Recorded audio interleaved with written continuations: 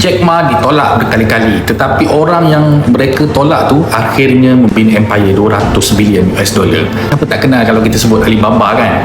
Orang nampak satu empire e-commerce yang sangat besar, berjuta penjual, berjuta juga pembeli, billion dollars punya transaction. Tapi sebelum semua ni berlaku, seorang lelaki ramai orang tak percaya, tak kenal dengan Jack Ma. Cerita dia jadi best sebab Jack Ma ni dia bukan datang dengan kelebihan yang ekstrim sangat.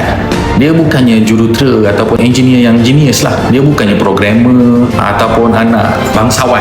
Alah, daripada kisah hidup dia, dia banyak terima rejection. Dia pun sebenarnya pelajar yang tak berapa pandai. Dia gagal dalam pengajian di universiti dia. Bila dia apply kerja kat KFC, 24 orang yang apply, 23 diterima, kecuali dia seorang sahaja yang tak dapat kerja tu. Mungkin bahagian paling penting dalam hidup Jack Ma ni bukan banyak kali dia gagal, tapi macam mana dia nampak kegagalan tu untuk dia membina balik kehidupan dia. Jack Ma mula nampak sesuatu yang ramai orang tak nampak, iaitu internet. Waktu tu ramai masih tidak faham apa kegunaan internet sebenarnya, tetapi Jack Ma percaya satu benda, one day internet akan menghubungkan bisnes-bisnes di China, gudang-gudang di China dengan satu dunia. Ramai orang kata idea Jack Ma ni mustahil lah. Sangat ramai orang tak percaya dengan dia.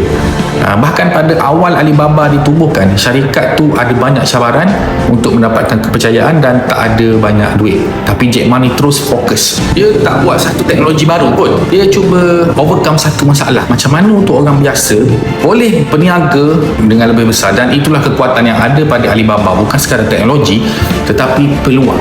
Dia mencipta peluang yang mana hari ini Alibaba menjadi salah satu syarikat teknologi yang paling besar di dunia.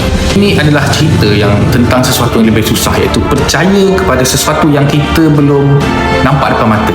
Percaya ketika apa orang lain tak percaya. Sebab ramai orang ni dia hanya nampak sesuatu benda tu bernilai lepas benda tu berjaya. Dah kaya raya, dah famous, dah berjaya, dah ada nama, barulah orang ramai percaya. Tapi Jack Ma ni dia membina sesuatu yang besar ketika benda tu masih kecil dan ketika orang tak tengok dia.